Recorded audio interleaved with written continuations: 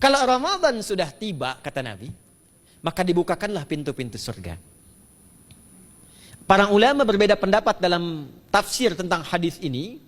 Pintu-pintu surga ada yang mengatakan real dibuka. Ada yang mengatakan dengan penafsiran metafor. Pintu surga itu pintunya lewat amalan. Ada 8 pintu surga kata Nabi dalam hadis yang lain. Ya, fil jannati thamaniyatu abwabin fiha babun yusamma ar-rayanu la yadkhuluhu illa as-shaimun fa idza dakhaluhu ughliqa. Di surga itu ada 8 pintu surga. 8 itu ternyata di hadis lain pintunya semua amal soleh. Ada pintu salat, pintu puasa namanya ar-rayyan, ada pintu sedekah, pintu zakat, pintu haji. Jadi kita itu sekarang fastabiqul khairat. Kenapa ada moto fastabiqul khairat? Itu kan diambil dari Al-Baqarah ayat 148. Siapa yang pengen memburu surga, buru di amalannya. Mungkin nggak semuanya bisa dikerjakan. Kalau tidak semuanya, ambil salah satu yang paling disukai, konsisten di situ.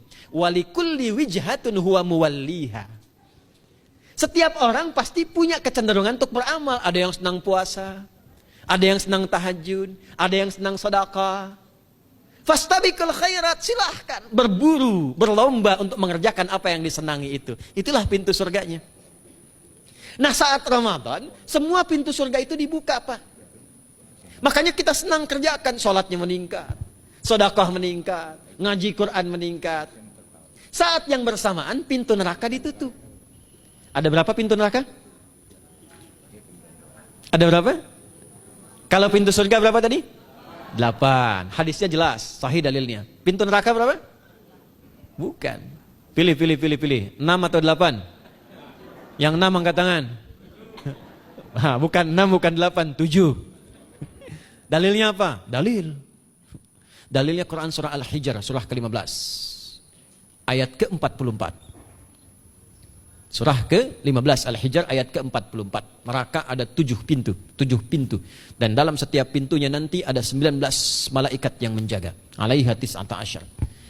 7 pintu ini khusus Ramadan ditutup. Dan hati-hati, nama neraka itu ada 2 nanti. Neraka yang membakar, ini mungkin jadi baru informasinya bagi sementara orang. Neraka yang membakar dan neraka yang membekukan. Jadi ada 2 sifat. Saya ulang ya, neraka yang membakar dan neraka yang membekukan. Yang membakar disebut dengan Jahannam, yang membekukan disebut dengan Zamharir namanya. Zamharir. Jadi kalau ada orang masuk neraka, itu cuma 2 pilihannya, dibekukan atau dibakar. Jelas ya? Makanya kita dikasih pendahuluan, ada musim panas, musim dingin. Supaya merasakan, nih orang musim dingin nih pakai lapisan-lapisan baju. Musim panas cari pendingin. Kamu sekarang cari pendingin, kata Allah, di neraka nggak ada AC. Kamu sekarang pakai berlapis-lapis, di neraka beku. Jahannam itu nama apinya. Jadi nar yang membakar itu nama apinya Jahannam. Jahannam itu nama apinya. Untuk membedakan dengan api yang ada di dunia dan api yang bahan bakarnya jin dan setan saat diciptakan. Setan itu dicipta dari api. Ya, setan kan asalnya dari iblis. Iblis dari jin. Setan Al-Baqarah ayat 36.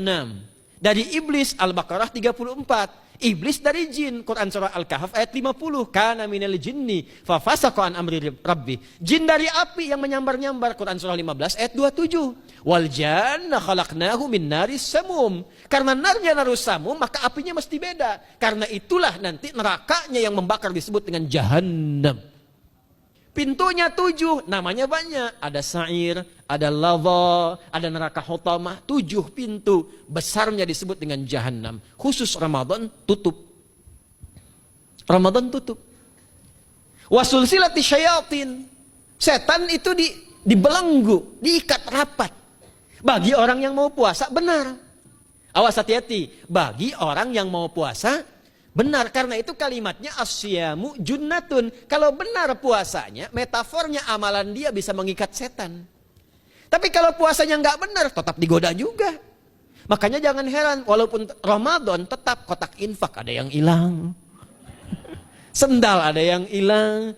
Karena puasanya bukan siam, puasanya saum. Sedangkan diksi Nabi yang mengatakan asyamu junnatun. Puasanya yang harus benar. Nanti kita belajar fikih setelah itu. Saya ingin pendahuluan dulu ya. Setelah itu apa yang kata Nabi katakan? Ini masih mukadimah ya kita ya. Ini luar biasa nih. Ya. Jadi keutamaan Ramadan itu dahsyatnya dengan puasa biasa. Kata Nabi, kalau orang benar puasanya, bebas dia dari setan. Bukan nggak digoda, Allah kasih benteng sehingga setan nggak tembus kepada dia. Itu satu. Itu keutamaan Ramadan. Dua, teruskan dulu langsung ke ujung hadisnya saja ya. Kalau yang tadi nanti latihannya fala yarfuth fala yajal, itu latihan. Yang kedua, Allah langsung yang mengatakan dalam hadis qudsinya, As-siyamu li wa ana ajzi bihi. Khusus Ramadan, kalau ditunaikan dengan benar, maka semua yang puasa itu aku langsung yang memberikan takaran pahalanya. Sekarang kita hitung-hitungan dikit ya. Bapak Ibu kan senang hitung. Tadi bangun aja kan dihitung kan? Ya, dapatnya sekian, kurangnya sekian, ya usahanya sekian. Sekarang kita ngitung pahala nih. Ada rumus hitung pahala dalam Al-Quran. Ya, saya tanya sebentar. Kalau satu kita kerjakan ibadah, pahalanya berapa? 10. Dalil. Apa dalilnya? Quran surah ke-6 ayat 160.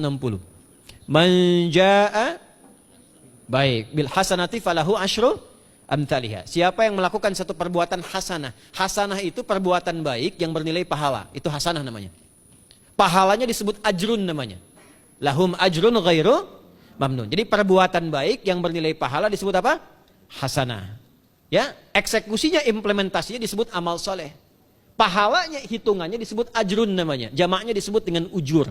Di setiap poinnya disebut dengan ajrun namanya. Nah, orang yang mengerjakan perbuatan baik, berpotensi punya nilai pahala, itu setiap perbuatan baiknya 10 kebaikan. Contoh kita sholat nih, sehari berapa waktu? 5. Berapa rakaat? 17. Al-Fatihahnya 18 atau 19 kali?